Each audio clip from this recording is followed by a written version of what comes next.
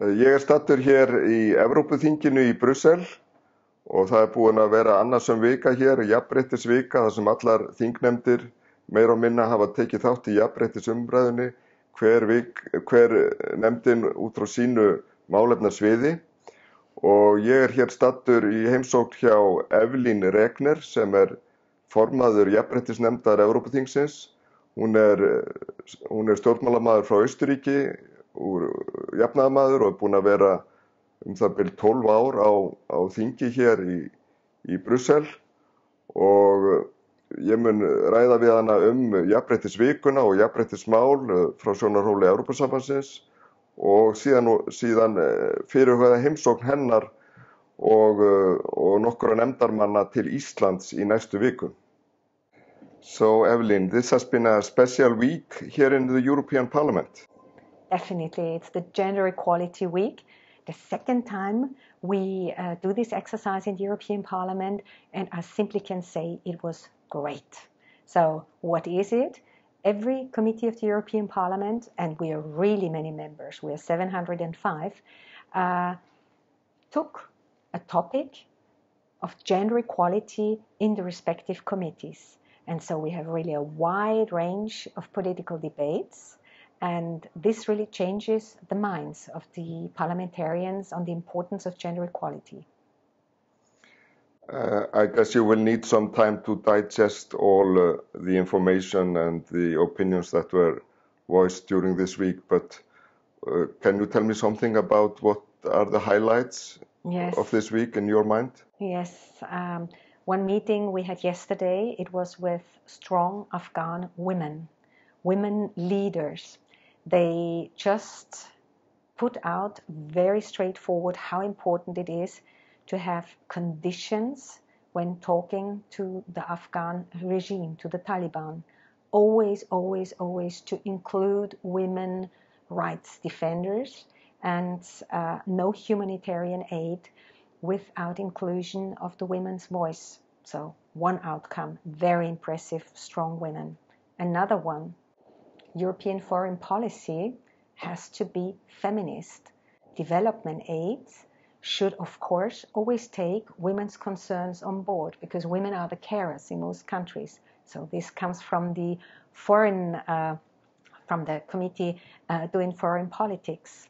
Inclusion of women leaders in negotiations. So Europe has to lead by example.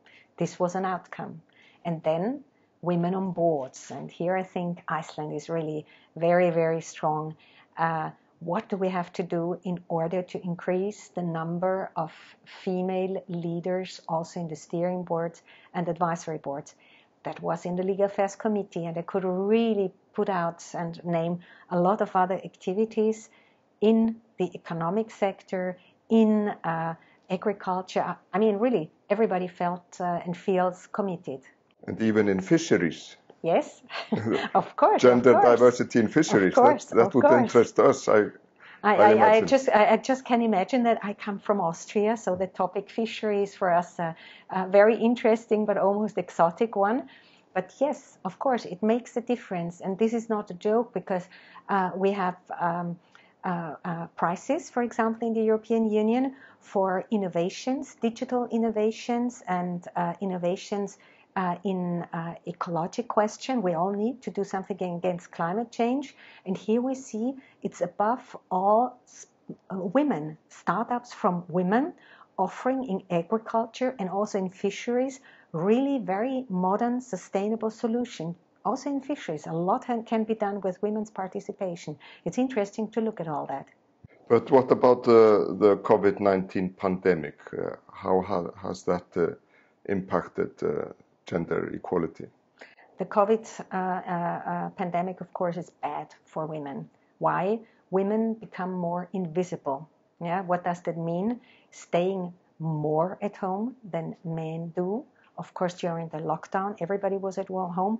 Men were caring more about children, cooking and all that. But women even far more. That means when the household participation was rising for men, it was rising the hours you spent in all this care. For women, far more. 12 hours per week more than men still. So we always have to compare that. So this is a bad thing. Violence against women, domestic violence, aggression is going up, hatred against women. So we have femicides who are increasing, also a very bad development. And that what we learned yesterday, and this was for me something I really have to digest yet, is the Gender Equality Index that shows we need, we already have this, I'll put longer, a care strategy of the European Union, more affordable, high-quality childcare for the elderly, for the children, for the ill ones, and that this normally is work that is not paid at all, because good women are doing that at home, and this has to change. And maybe another point that was very astonishing for me, we heard that yesterday when the so-called Gender Equality Index was presented by the European Institute for Gender Equality, so all those facts and figures. Those countries who are offering a very vast choice of contraception, those having a very liberal policy on abortion, they have more babies. It sounds quite controversial, but those making it very difficult for women to get contraception, to get access to abortion, they just, and you can follow the data concerning the babies born, a decrease. My conclusion, but of course we have to digest that, is, what do families, men and women, both want? They want a security, future, affordable housing. They want to have a job. And then this is the condition to have babies. And when it's getting difficult concerning gender equality, concerning contraception, then the result is the other way around. So we just have to look at all that, because yesterday there was also, of course, a focus on health. COVID did a lot of health. It was, first of all, women being those running the jobs in the hospitals and being in the healthcare sector as well, quite vulnerable. So it was really, first of all, women being hit. Not all, but first of all in the workplace. And the mortality rate was a bit higher with men. Yeah, it was striking, this information that the birth rate is down like 20% in Spain.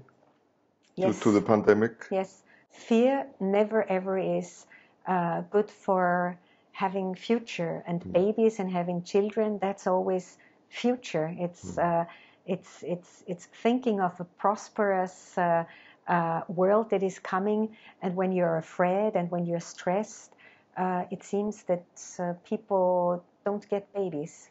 So we have to take that very seriously.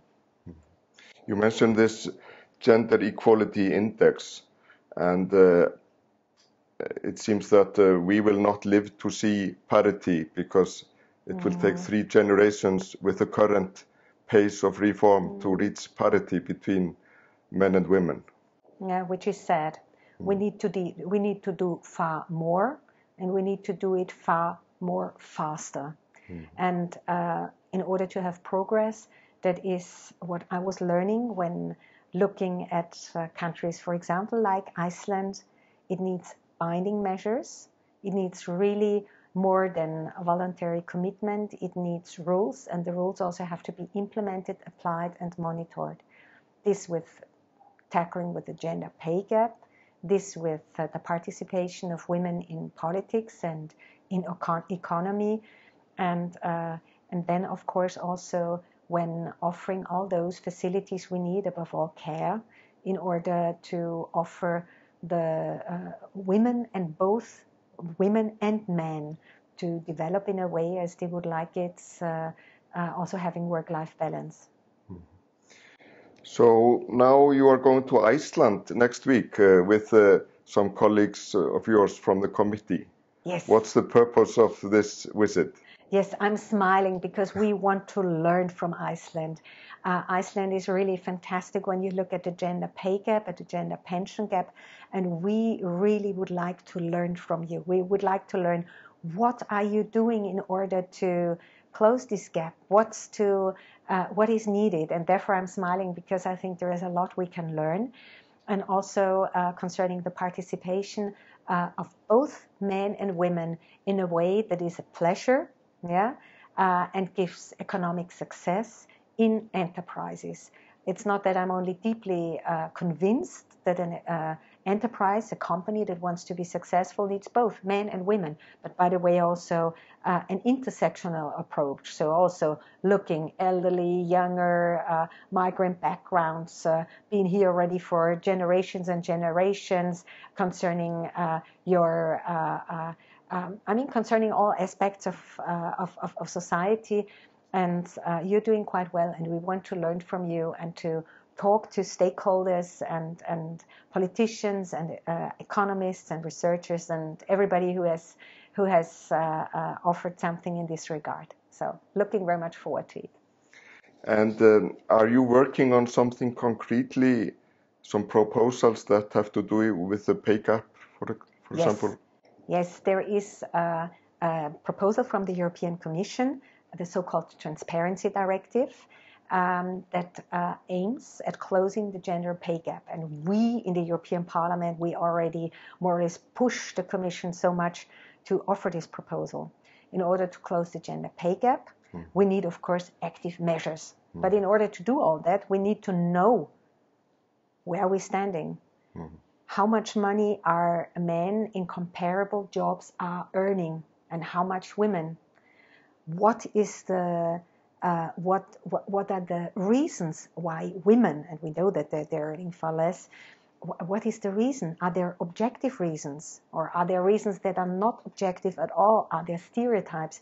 And in order to get all this information, we need transparency. We need transparency from the enterprises, and of course not only transparency, because transparency is very nice, but it's not the goal. The goal is to close the gap, but we need this transparency, and then an included procedure in the enterprises to set measures year by year to close the gap. So we need transparency, reporting, comparing, and accompanying all this with measures. And therefore we would like to know what Iceland is doing. And you are planning to finalize a report on this. Is it in the coming months? In the European Parliament, we are already drafting amendments. So that means we were already drafting amendments. So there is already a report, a proposed report, and it is amended by almost 1,000 amendments.